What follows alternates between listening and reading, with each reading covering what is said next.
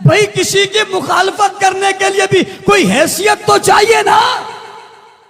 تو ہے کون؟ کھلا کھلا جواب میری طرف سے دے دو. اس دور کا کوئی فرد معاویہ پر انگلی اٹھا سکتا ہی نہیں ہے. تیری یہ حیثیت ہی نہیں ہے, تجھ سے کسی پوچھا ہی نہیں ہے, کسی نے پوچھا ہی نہیں ہے. معاویہ کی حیثیت کو خود خدا نے تسلیم کیا ہے. دیکھو یارو بات سمجھو.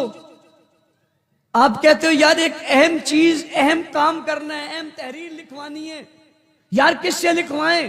پہلے زمانے میں جب لوگ لکھنا پڑھنا کم جانتے تھے تو دیہاتوں بندہ ڈھونڈ لاتے تھے. کہتے تھے صرف لکھنے کی بات نہیں ہے, قابل اعتماد بھی تو ہونا چاہیے.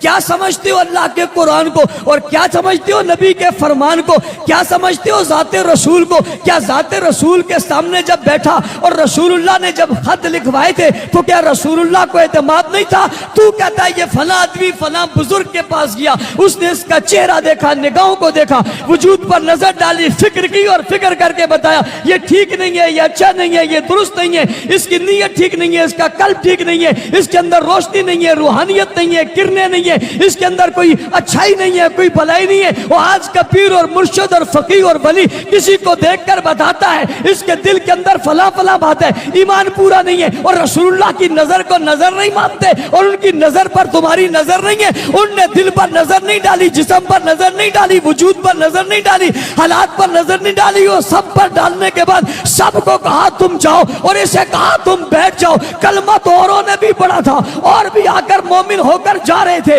یہ جانے لگا تو ہاتھ سے پکڑ کر بٹھا لیا, اور بٹھا کر کہا باقیوں کو جانے دو, تم نہ جانا. معاویہ سوچتے ہوں گے میں کیوں نہ جاؤں, میں اپنی زبان سے اور اپنے حال سے اور اپنے وجد سے اور اپنی نگاہوں سے بات کہنا چاہتا ہوں. اپنے انداز کے مطابق سب کو دیکھ کر بھیج دیا کہ تم بہت اچھے, بہت بہتر ہو, جاؤ جا کر اپنے اپنے علاقوں میں دین کا کام کرو. اور اسے دیکھ کر بٹھا لیا کہ یہ میرے کام کا ہے, میرے کام کا ہے, اس لیے پاس بٹھا کر کہا کہ باقیوں تم جاؤ, تم بیٹھ جاؤ, اس لیے کہ تجھے بٹھا کر تیرے ہاتھوں سے بادشاہوں کو خط لکھواؤں گا, اور تیرے ہاتھوں سے بادشاہوں کو خط لکھواؤں گا. نظر میری طرف کرنا, جملہ میرا سمجھنا, تجھے بٹھا کر خط لکھواؤں گا, تیرے ہاتھوں سے لکھواؤں گا. آقا کس کو لکھواؤ گے؟ کہ بادشاہوں کو لکھواؤں گا, بادشاہ کے ہاتھ سے لکھواؤں گا.